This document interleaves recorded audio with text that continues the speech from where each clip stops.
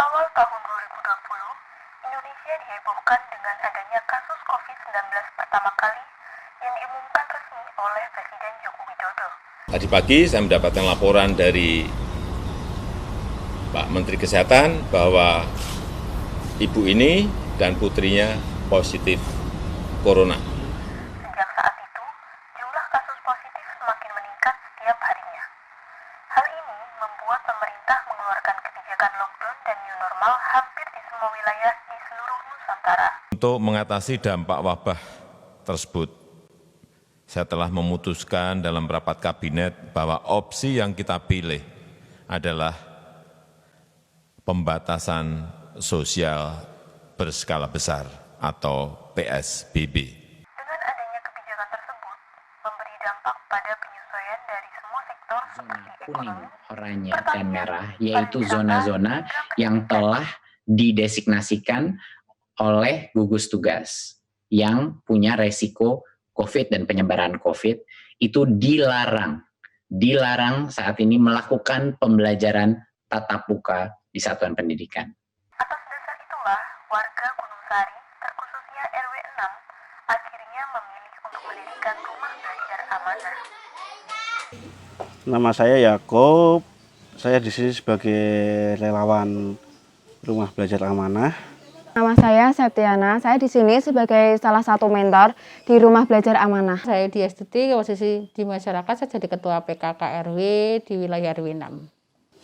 Pertama alasannya karena waktu musim pandemi COVID, kita melihat warga sekitar, terutama orang tua itu bingung sama itu online. Jadi tugas-tugas sekolah yang online, kita melihat di masyarakat kok banyak orang tua yang merasa kesulitan, baik kesulitan masalah HP atau kuota.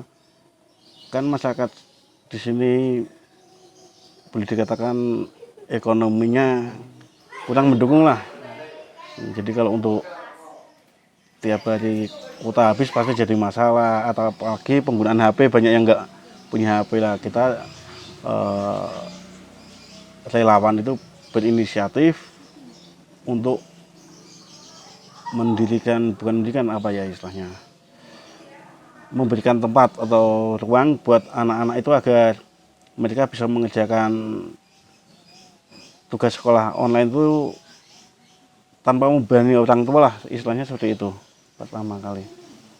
Kalau dihitung dari bulan ini ya udah hampir 2,5 bulan. Jadi terhitung dari hari ini sekitar udah berjalan 2,5 bulan lah. Kalau di Tumbel kita memang memberikan pendampingan, jadi cuma mendampingi anak-anak yang mendapat tugas online dari sekolah, kita mendampingi. Jadi kita tidak memberikan istilahnya kayak seperti guru ya. Maksudnya di sini yang mendampingi itu latar belakangnya juga nggak ada yang kuliah guru, atau mereka kan dari SMP, SMA seperti itu aja. Jadi cuma mendampingi kesulitan mereka.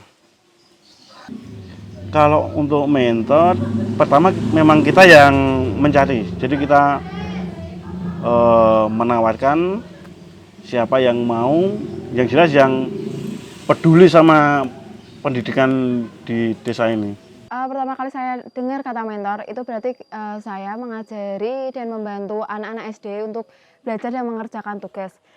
Jadi mentor itu kan tidak terkait dengan lembaga-lembaga apapun, jadi merasa santai. Jadi kita tidak berpikir seperti kayak guru yang harus gini, harus gitu. Jadi kita ngajarnya santai. Jadi saya tertarik untuk mengikuti sebagai salah satu bentuk kepedulian saya terhadap daerah saya. Menjadi mentor di sini itu kan sukarelawan. Jadi dengan kata sukarelawan, maka waktunya itu tidak terpaku harus setiap hari berangkat, harus begini, harus tak pada aturan tertentu. Jadi kita mentor-mentor itu bisa tetap melakukan aktivitas lainnya, seperti yang sekolah bisa mengerjakan tugasnya, yang kuliah juga bisa mengerjakan tugas, bisa ikut pelajaran sekolah seperti mungkin Zoom atau diskusi lewat grup chat dan lain-lain. Tantangan dari anak-anak itu sebenarnya banyak ya Mas. Itu bisa mulai dari mental anak, terus tingkah laku anak yang berbeda-beda, juga daya tangkap anak, begitu. Kalau mengenai mental dan tingkah laku, kita menyesuaikan anak ini kira-kira patuh atau bisa mengikuti itu kalau digimanakan gitu. Tapi kalau misalnya soal menyetarakan daya tangkap anak yang berbeda-beda tadi, nanti daya tangkap anak yang sekiranya bisa cepat atau bisa mengikuti temannya itu kita ajari bersama-sama. Tapi untuk anak yang memiliki daya tangkap yang lemah, nanti kita dampingi secara pribadi, biasanya begitu. Protokol kesehatan jadi kayak cuci tangan, pakai masker, sama duduk itu ada jarak. Kita tetap berusaha untuk itu. Tapi kalau di lapangannya masih ada sedikit apa ya istilahnya kelalaian. Kalau itu ya kita kita anggap aja, tapi kita tetap berusaha untuk itu. Untuk masalah protokol kesehatan, kita masih tetap mengikuti anjuran pemerintah lah. Ngomong sama teman-teman anak-anak sih, ada yang merasa terbantu. Terutama yang orang tuanya bekerja, yang biasanya harus nungguin anak-anak untuk ngarep PR, lumayan terbantu lah dengan adanya Rumbel, karena yang seharusnya ibunya nungguin atau mungkin setelah pulang kerja sudah capek harus nungguin anak belajar, kadang emosinya kan naik. Tapi kalau dengan adanya Rumbel ini lumayan lah, kata mereka terbantu. Nanti pulang kerja mereka kan tinggal cross check apa benar atau tidak, itu sih. Ada beberapa namanya sebuah program mesti ada pro dan kontra nggih. Ya ada yang nggak paham kalau Rumbel itu hanya rumah belajar bukan bimbel. Karena ada beberapa orang tua yang mengatakan wong sekolah neng kono kok bijine padha wae gitu kan. Di awal kita sudah jelaskan ini bukan bimbel, ini Rumbel. Jadi hanya mendampingi anak-anak ini mengerjakan tugas dan menyediakan fasilitas berupa free wifi-nya aja sih. Kita akan berusaha untuk lanjut. Maksudnya kita mengingat meskipun mereka anak-anak udah masuk pun untuk jangka kita yang belum tahu, itu kan nggak kayak waktu normal.